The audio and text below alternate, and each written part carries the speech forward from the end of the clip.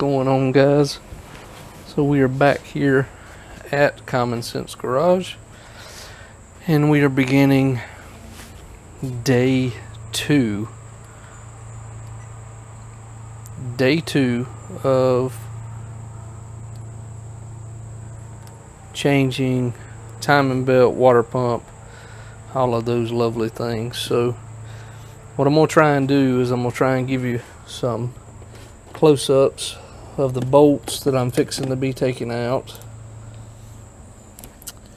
And so we've got one right here. I don't know if you guys can see that or not. Yeah, you can. One bolt here to pull off this fan cover, these dual fans, and then there's also one right there, as you can see. So I'm going to pull those two bolts out. I'm going to disconnect this plug, and then I'm going to be pulling the whole fan assembly out. So stick with me and we'll let you guys see what that looks like.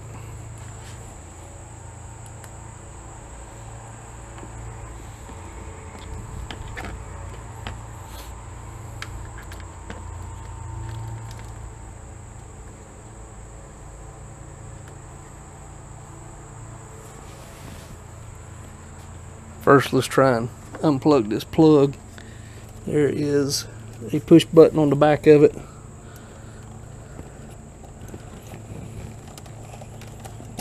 All I did was push it down, and you can see it comes right up. Just tuck it up out of your way.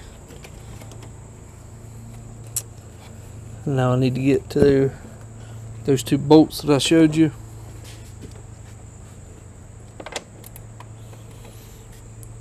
They are 10mm bolts.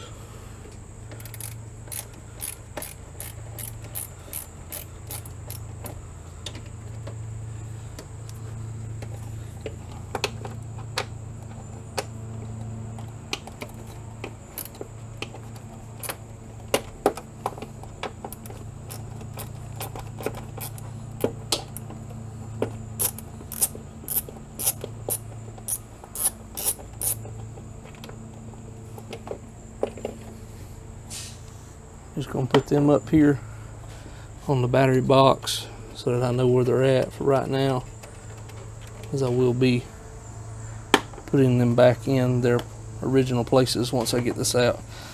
So once you've removed those two screws, those two bolts, the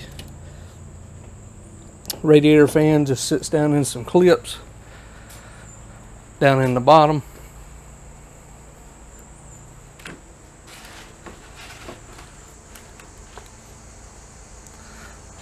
Radiator fan just sits down in some clips down in the bottom. Then you can just lift it up.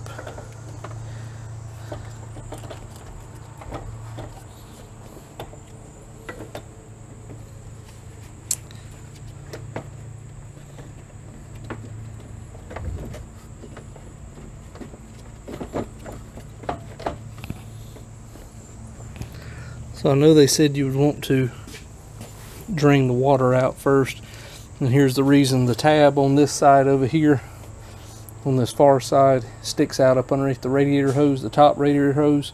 So we're going to have to drain the coolant out of it and remove this top radiator hose.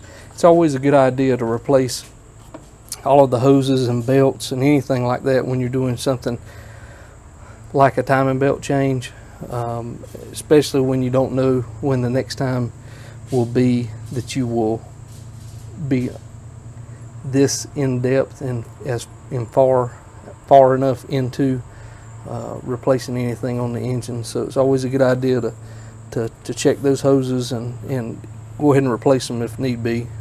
That's what I'm going to do. I'm going to replace the hoses, upper and lower radiator hose as well, while I'm doing this. Just because I'd whole lot rather go ahead and do it now than I would wait and give me trouble later on. So we're going to jack the car up and drain some of this coolant out and see if we can get the coolant out of the reservoir as well. So I've had a lot of people ask me, Mark, do I have to do this thing in order? Do I have to do it the way that the book tells me to? And the answer to that is absolutely not. But it will benefit you in the long run, because someone has probably already done the job that you are taking on right now. And so if you will pay attention to how they did it, it'll make your life a whole lot simpler.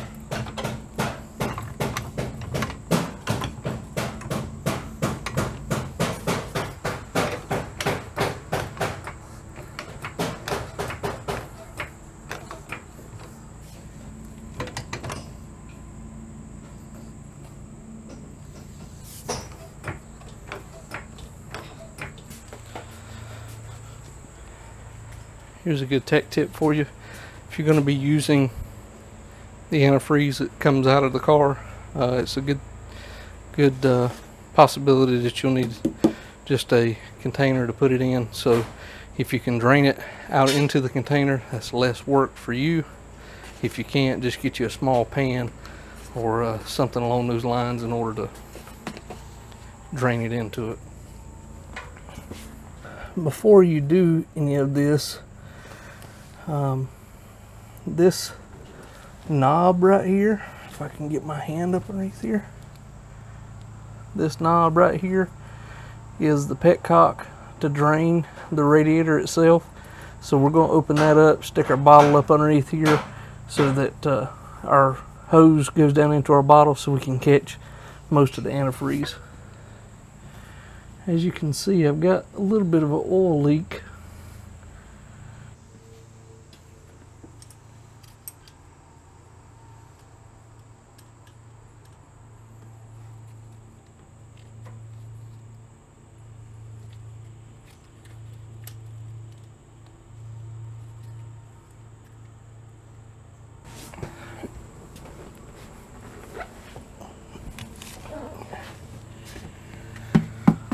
Sometimes these petcocks can be a little bit tricky, a little bit of a pain.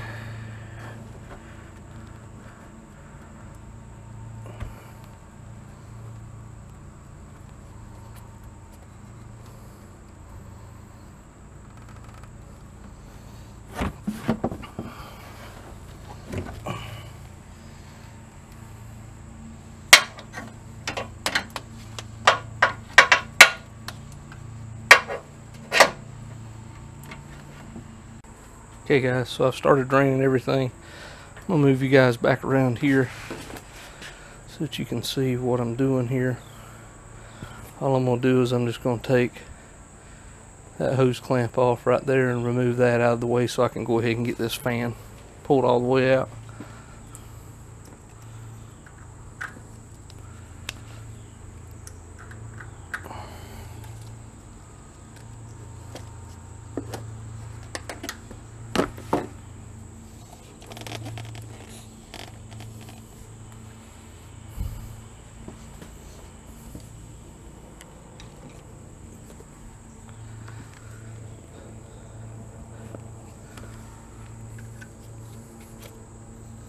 So a lot of times these hoses can be stuck and be kind of stubborn to get off.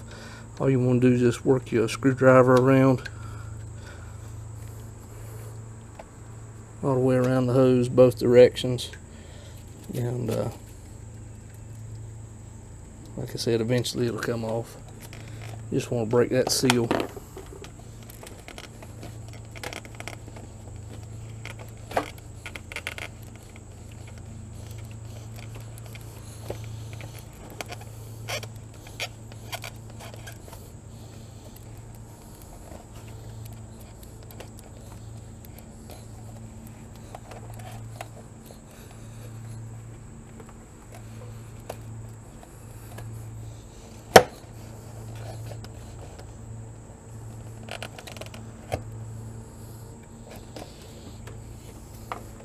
I removed the hose from right here, just pushed it up out of the way laid it back, and now pretty much the entire drive belt system is exposed so that we can start taking the belts off.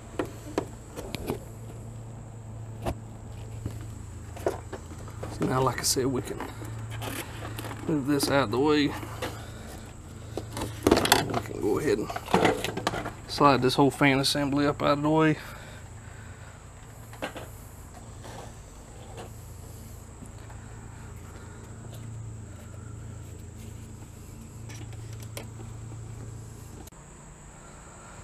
So what I'm going to do now is I'm going to loosen this tensioner right here, this belt tensioner, and I'm going to go ahead and pull the belt off and go ahead and break that tensioner loose and pull it completely off.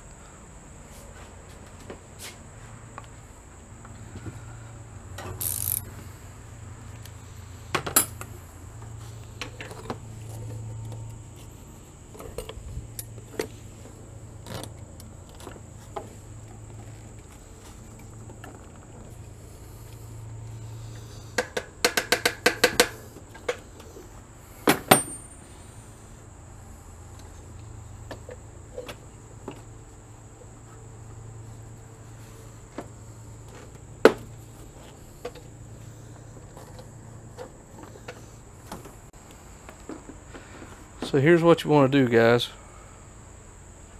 Let me see if I can get you guys over here in the light a little bit better. That way you can see me. So on these belts, here's a tech tip for you. If this thing will actually focus right.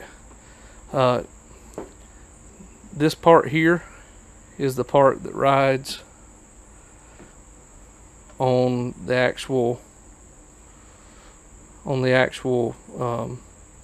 pulleys itself, and so it's grooved on one side and it's smooth on the other. So what I like to do is I like to flip it over to where the groove side's exposed to me, and I'll take and I'll bend it, and I'll work all the way around this belt. And as you can see in the light there, I'm just looking for any cracks that show up. If you see any cracks or find any cracks in the belt, that usually means the belt is almost to the end of its life, and you need to replace it. There you go. That's the part numbers for the Dayco Polyrib belt. 5060-825-6PK2095. So again, just flip your belts over, just check them to see if they have any cracks along the ribs, and if they do or any pieces missing, go ahead and replace it. This is day 3 on timing belt replacement for me. So far I think I've got a total of 4.5 hours in it, maybe a little bit less. The way you take this coolant reservoir off, there's 2 bolts, one here and one down here, and a couple of hoses that you disconnect. Really simple to take out. Takes a 10mm socket in order to remove the 2 bolts.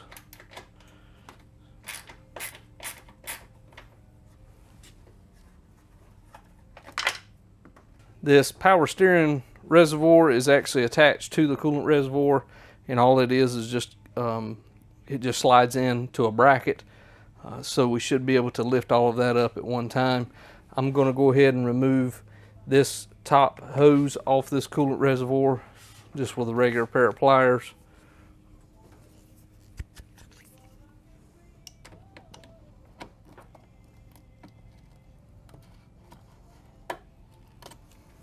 And again, guys, this turns out that it's not the problem that I thought it was. I thought this was my problem the whole entire time because I was losing antifreeze. But it turns out it is the thermostat. Once I have this reservoir off, I'll be able to get you a little bit better shot of everything down below. So it appears there's a tab on this reservoir. So all I'm going to do is just take a flathead screwdriver and try and push that tab back out of the way so that I can lift this power steering pump off. So I've got the second hose down here at the bottom. You can see there's a tab right here. All I did was slide that over, and the power steering reservoir just slides down into that bracket. So just slide it out, and then you got two hoses. One connects here and one connects on the lower. The places where I pulled them out, unscrewed them for the fan, just so I don't forget where they go. And to loosen that tensioner, all you need to do is just insert any standard 3/8 ratchet. This one here in particular is the one that I use, but you just insert the 3/8 inch ratchet into it and turn it clockwise to push the bottom of the tensioner toward the passenger side of the car, and then you can just pull the belt off of the top idler pulley and the alternator pulley, and you're good to go. The rest of it is pretty simple coming off.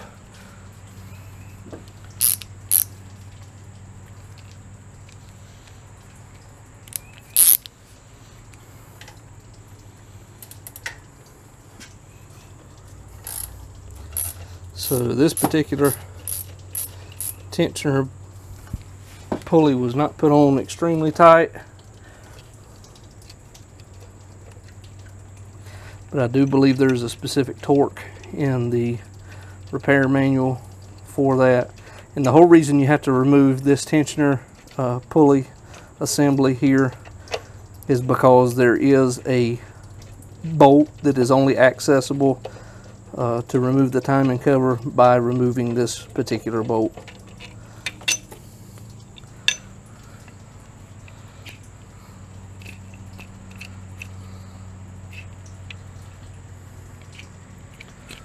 So now's a good time also to check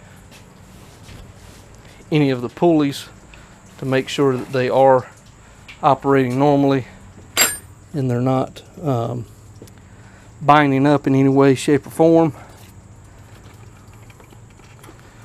If you got a bad bearing, it could cause the belt to end up coming off, and you don't want that. So I believe there are 1, 2, 3, 4, 5 10mm bolts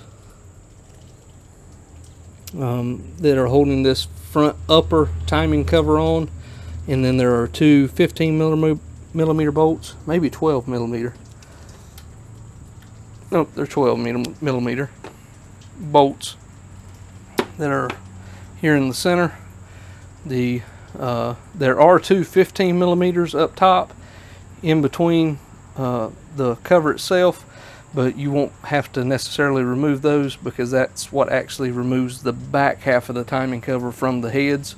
So unless you're pulling the heads off, there's no need to remove that. There is a 15mm, however, behind that tensioner pulley. So I'm going to go ahead and remove that bolt in particular.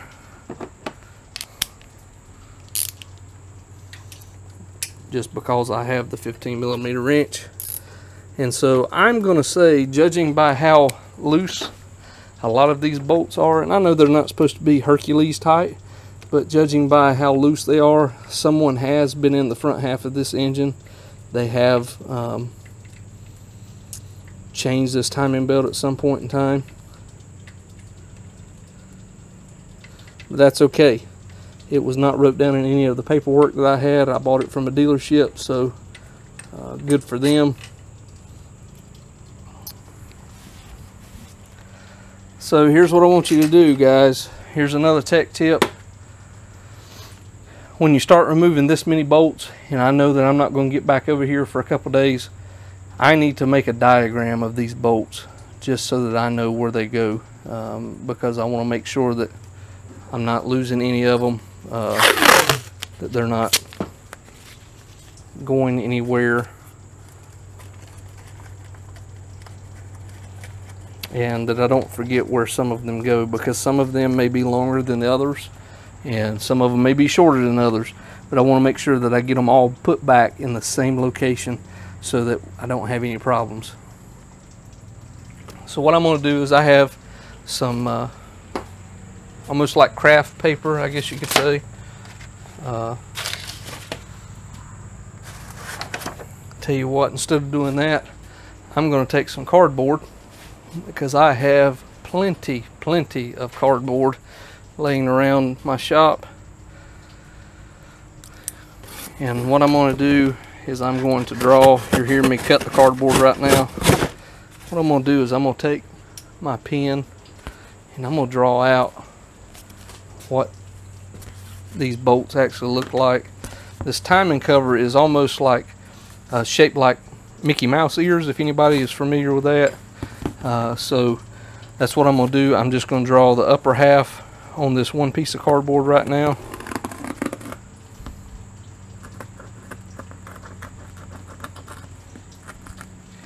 Nobody's going to be complaining because you don't know how to draw. This is for your eyes only. It's not for anybody else.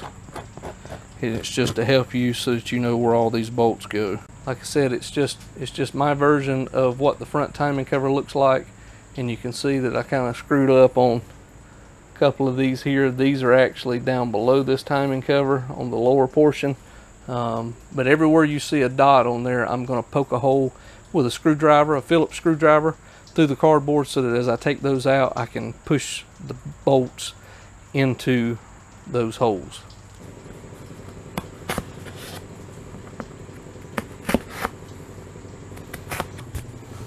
So I've already removed this bolt here.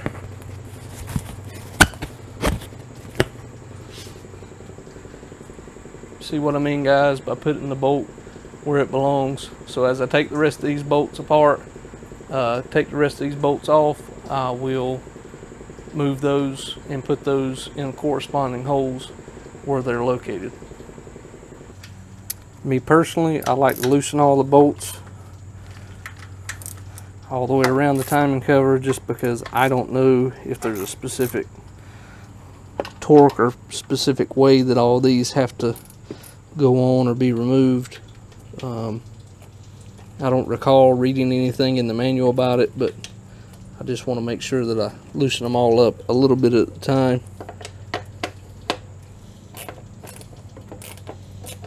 Wow, so we're missing quite a few bolts on this cover. You also need to remove, gosh knows, you also need to remove the bolts for the power steering pump.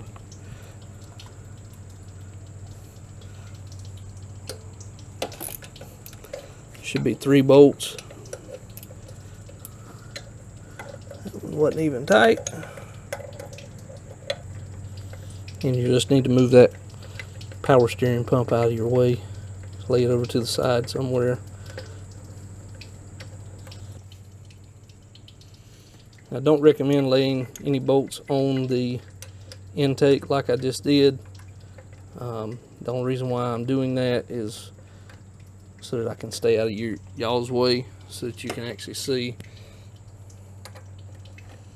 Having to remember that somebody is watching over my shoulder has got to be one of the biggest issues that I'm coming across right now when getting in tight, confined spaces.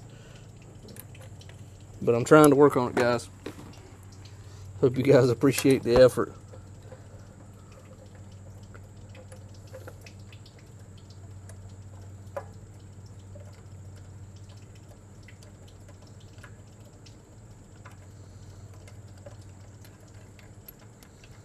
As I am left-handed, and being left-handed, it's a whole lot easier for me to get where I've got the camera set up right now to take these things off than it is the way that I'm doing it. You guys are worth it.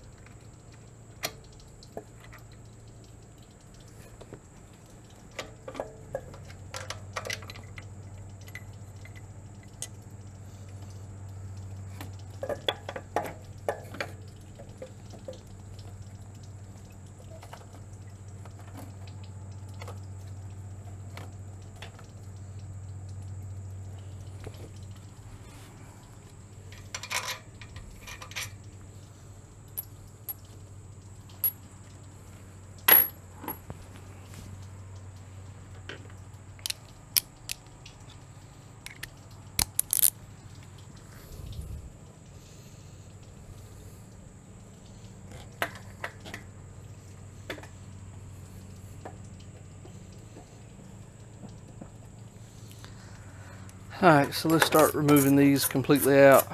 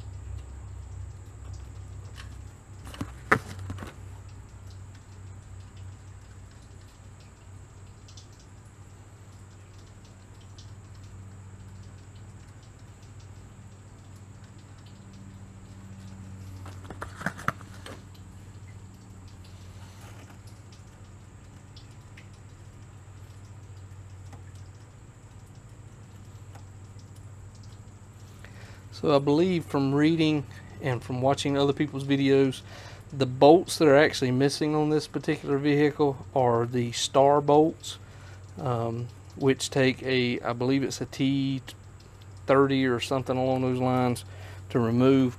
So obviously this timing belt has been replaced before, and the individual who replaced it did not feel the need to put those back on to save time and to save whatever.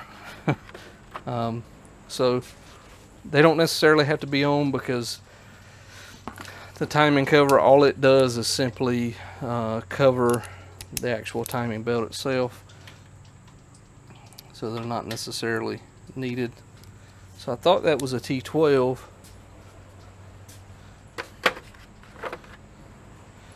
It may actually be a 13. Yep, so okay, so I said T12.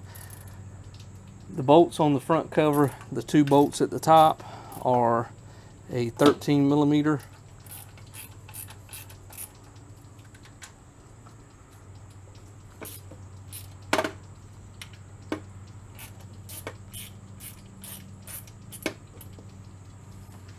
And also the stud, I believe the stud down below is a 15 millimeter. You will need a deep well socket for that. So let me pull out my other set.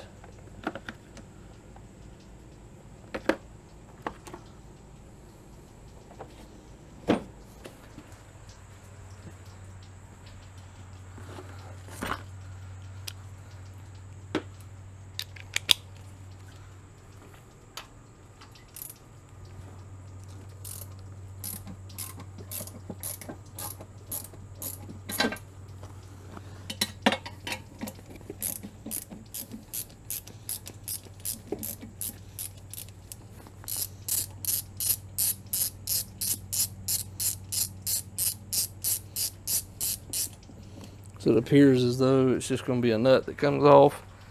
That's perfectly fine, guys. Don't let it scare you. Don't let it worry you. I'm going to set that nut up on battery box for now, where the rest of my sockets are. Continue taking these other 13 millimeter bolts on out.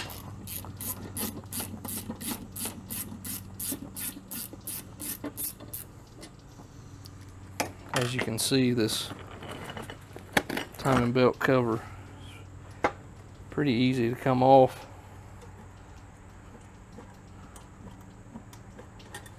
Like I said, guys, I started this thing with the idea, with the notion this is going to be a pain, but it turns out it's not as bad as what I thought it was going to be.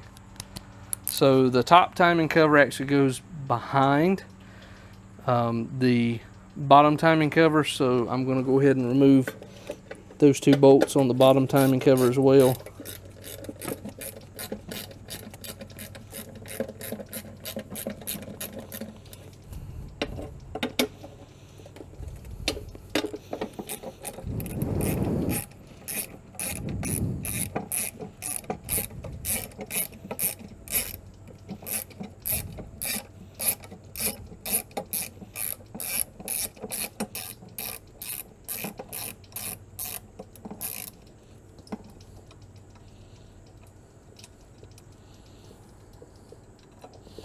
You remember I had places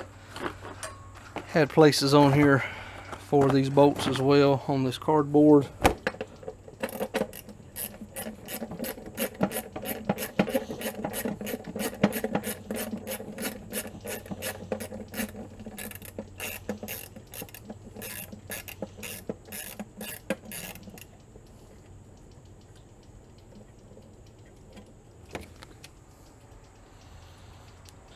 It looks like some of the aluminum come off on this bolt, so that one may not be as likely to be tightened next time.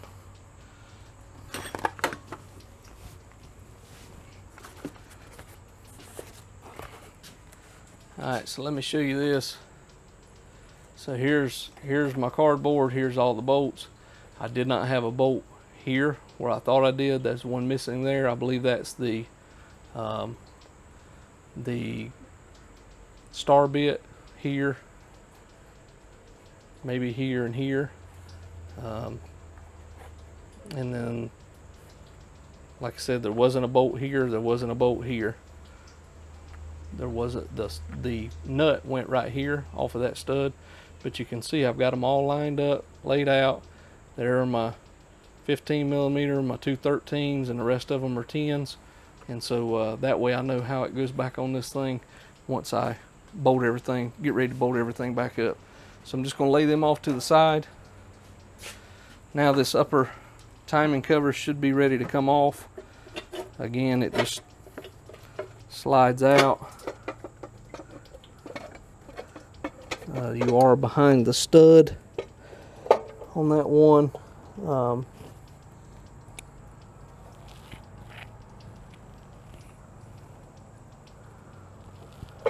So tell you what, instead of pulling the timing cover out, let's go ahead and see if we can break the bottom harmonic balancer loose.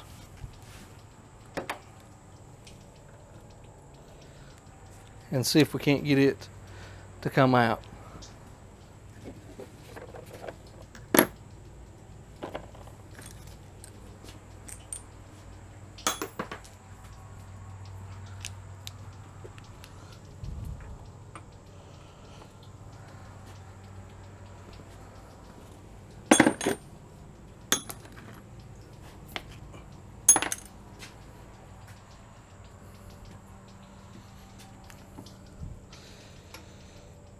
Feels like an 18 millimeter fits it. And the recommendation of the book is to put a screwdriver or something in the harmonic balancer and brace it against the engine block itself.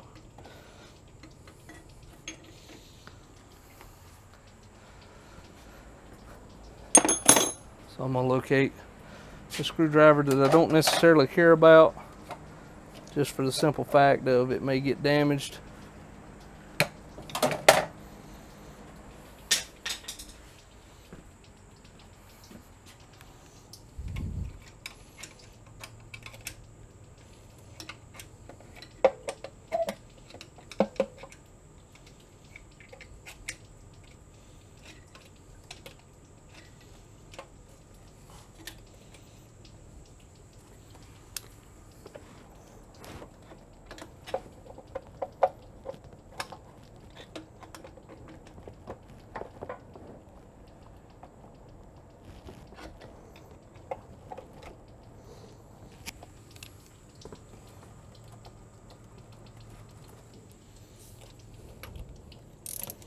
Let's see how tight this thing is. It says 80 pounds in the book.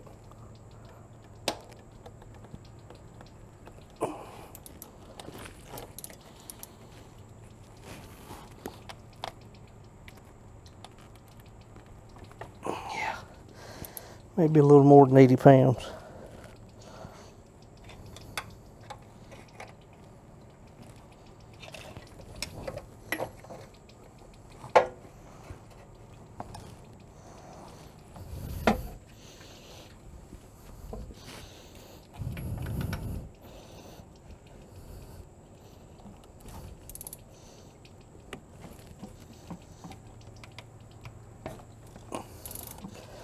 Not too bad though.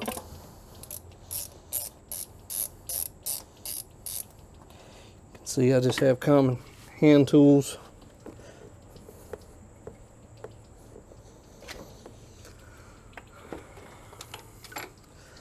Now I'm going to take that completely out.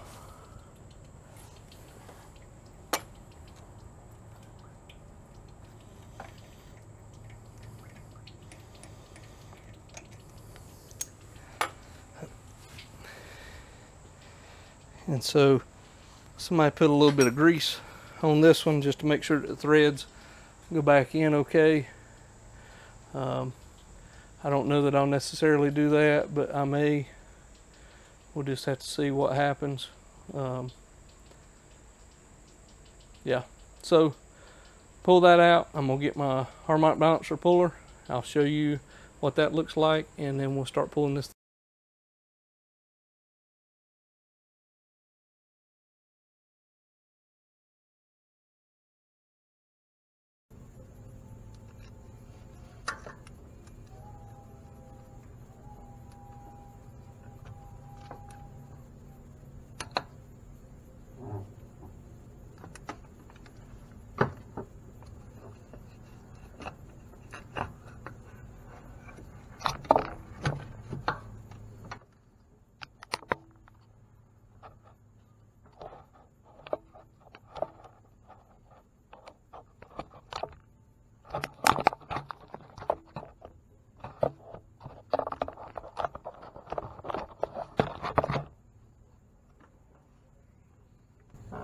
I believe that this is a 8mm.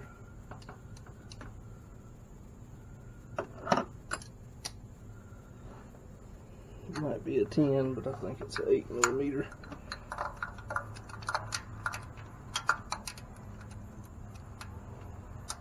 Nope, stand correct. It's 10mm.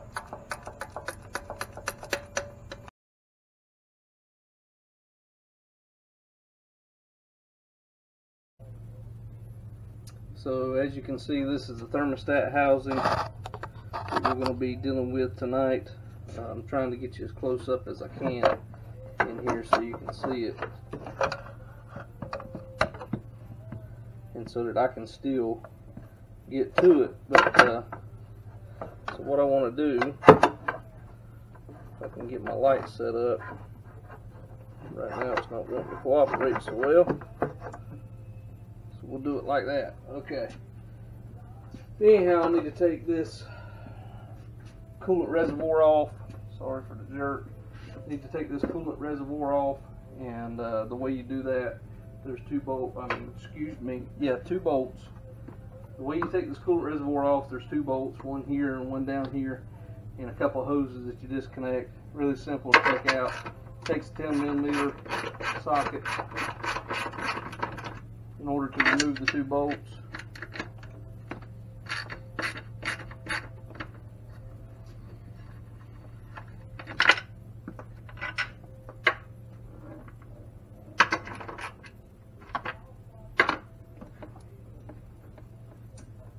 This power steering reservoir is actually attached to the coolant reservoir, and all it is just it just slides into a bracket. So we should be able to lift all of that up at one time. I'm going to go ahead and remove this top hose off this coolant reservoir just with a regular pair of pliers.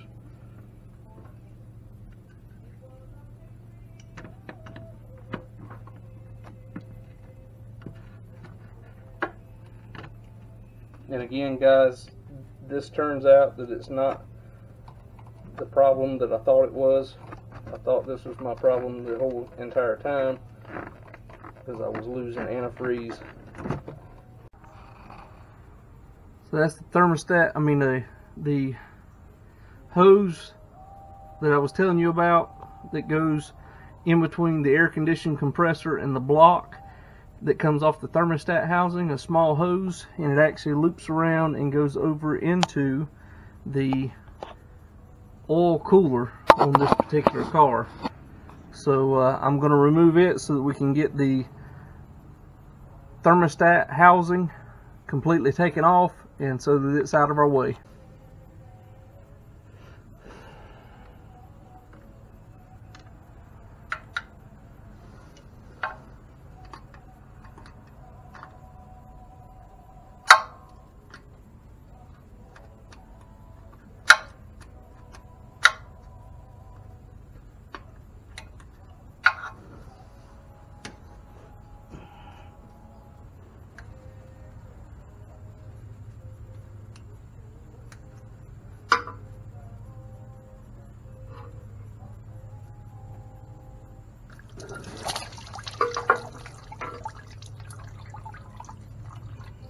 Man, I can't believe it. That was that difficult to get off.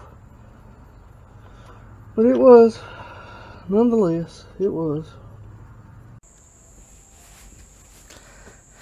Okay, so after much travail, here is the old housing.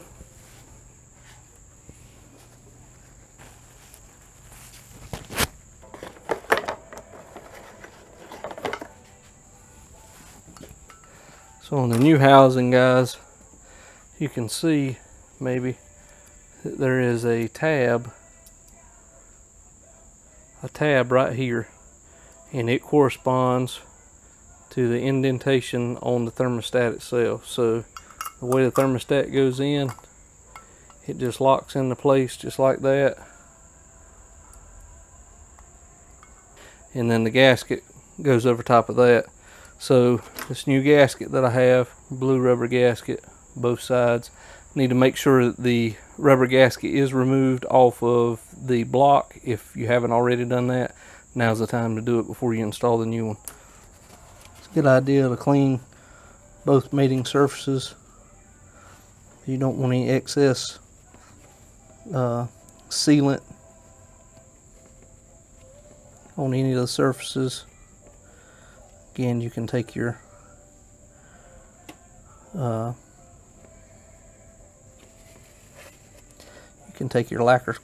lacquer thinner and clean up all these surfaces. A small Scotch Brite might be in order.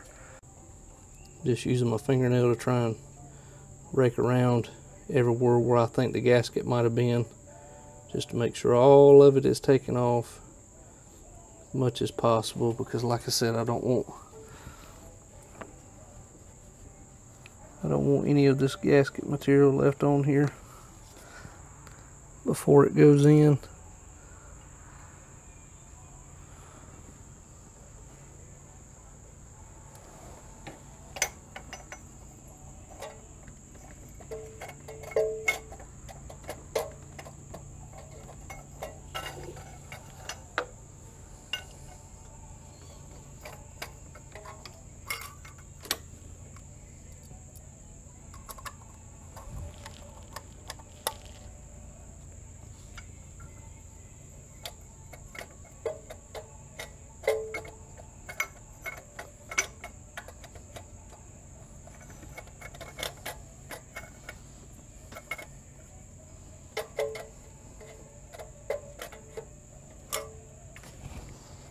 I said it should go back in here.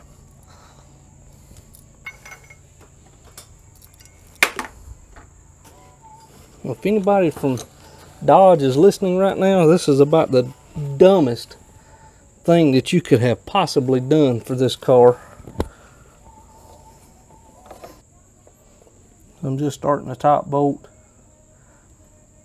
so that I can get this bottom bolt in without the thermostat moving, maybe. I'm telling you right now, this is a pain in the butt.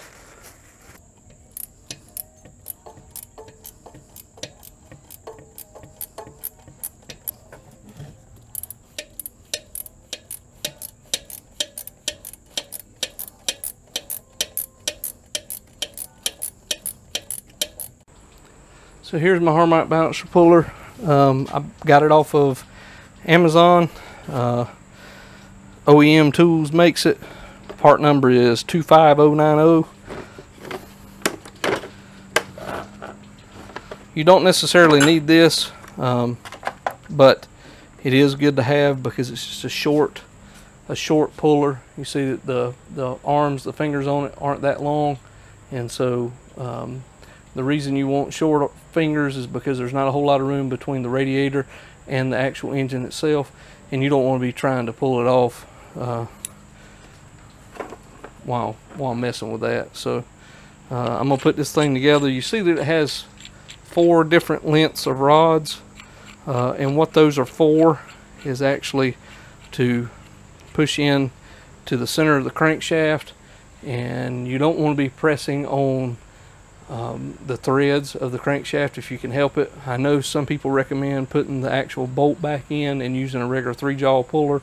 I'm not going to do that this time, but it is an alternative. You do have the ability to do that.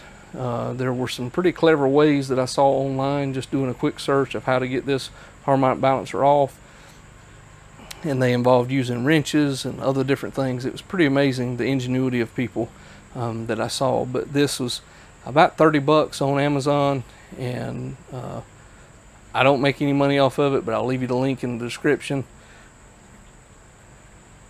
And it's cheap enough for me to save me the hassle and save me the time of actually breaking something and having to buy something else to fix what I broke. So I think I'm going to use the longest rod. I'm just going to insert the rod in there, and this rod actually slips into this piece that screws on. Slips in there like that. So this rod will actually go all the way into the crankshaft, and then these teeth will grab a hold of the harmonic balancer and they'll start pulling it off.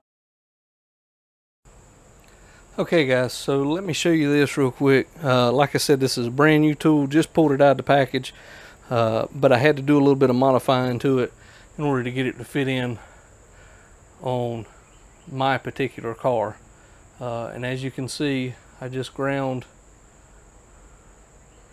a little bit of a flat on the end of each one of these nubs in order to, so that it would fit in behind the harmonic balancer inside of the pulley. So each one of them is done about the same way for each one. But like I said, I don't know if the manufacturer of this tool just doesn't do quality control like OEM does, but I just thought I'd let you know that I did have to modify it a little bit, and so you may have to as well. So I ended up using the second shortest rod. I may end up having to go a little bit longer, but we're going to see what happens.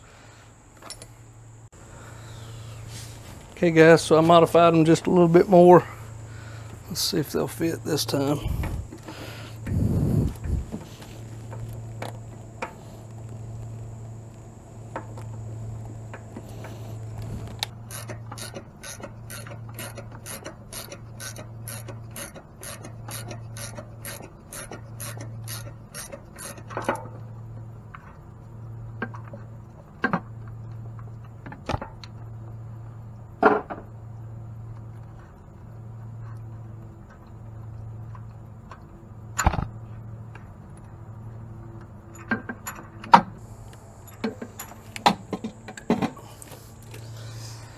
Alright guys, and just like that, it's off. So, like I said, as you can see, I had to modify these so that they would go past this in order to drop down. I didn't want to take any off of the actual tooth itself. I just wanted to get it off the outside because I knew that that would get it to where I could get everything in there and it wouldn't hurt it. So, good job guys, thanks for hanging with me. And we're going to yeah, so like I said, you can see that I ground a little bit of it off that I had there, guys. Yep, deep well 15. Same thing, draw you out a diagram just so you can see it, so you don't misplace any of the bolts or put them in the wrong spots.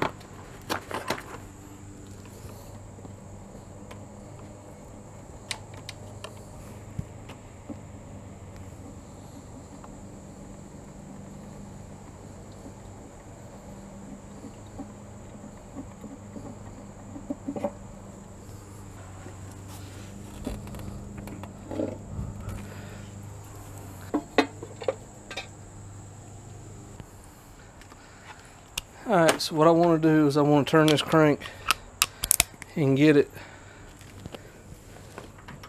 to top dead center. And the way you do that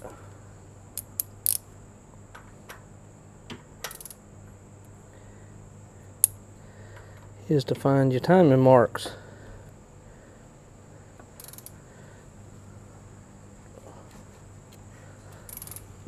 Again, I've already pulled the spark plugs out to make it easier to turn.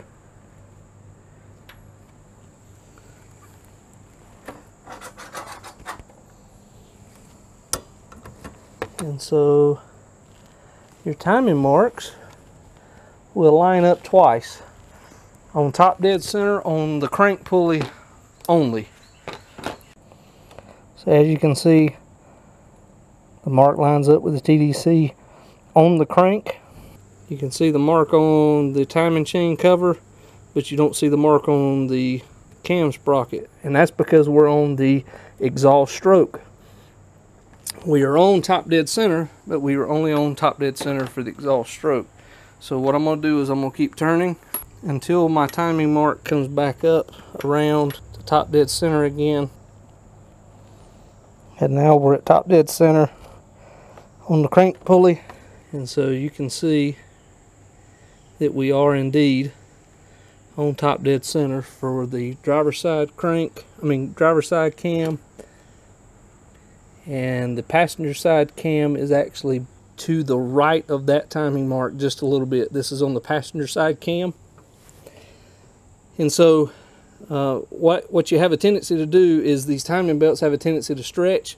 So if you have to install it with the cam marks just a little bit advanced, make sure that the timing mark on the cam sprocket for the passenger side head lines up just ahead to the right of the timing mark on the timing cover itself. Because as this belt stretches, the timing mark has a tendency to move further and further to the left. As you can see, the driver's side mark is right on the money. It's as close as we can possibly get it. The timing mark on the crank is also on the money. The only one that's off is the passenger side. Okay, so got the engine up on top dead center. All the timing marks align. And so what I'm going to do right now is I'm going to go ahead and remove the hydraulic tensioner and go ahead and remove this timing belt, being particularly careful not to disturb where any of these timing marks are. So I believe the tensioner itself is a 13 millimeter, and it appears as though someone has actually broken the head off of the other one. I really hope that's not the case. I'll have to get up underneath the car and find out. So with that hydraulic tensioner removed, now you can slide the belt off.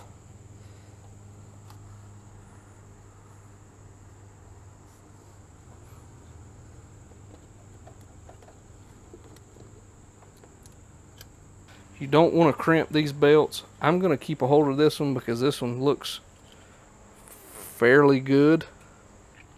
It appears as though someone has been in it before I have.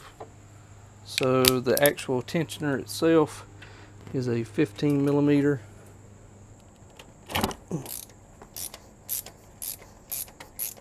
It comes right off. There's a washer on it. I'm telling you guys, I think somebody's been in this thing before and actually replaced some stuff. So I'm gonna keep this tensioner too, just because you never know if I may have to put it back on, or if something should happen that I need one and can't get the part anymore.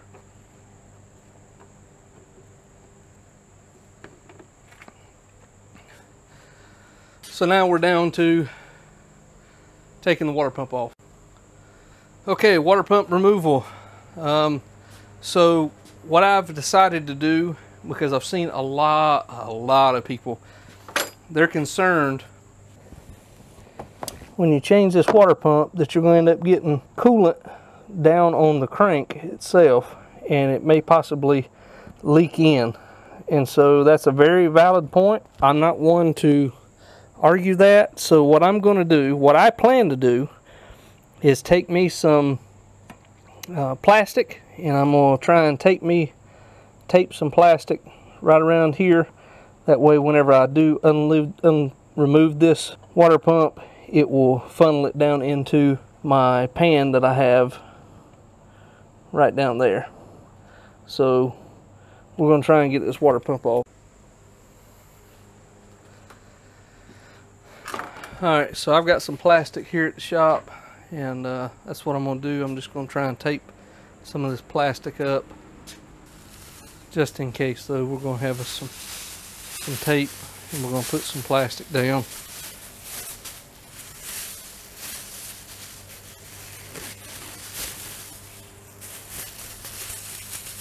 So that we can get all this water contained, maybe. Alright, so the bolts on the timing pump cover are 10 millimeter as well. Going to take all those out.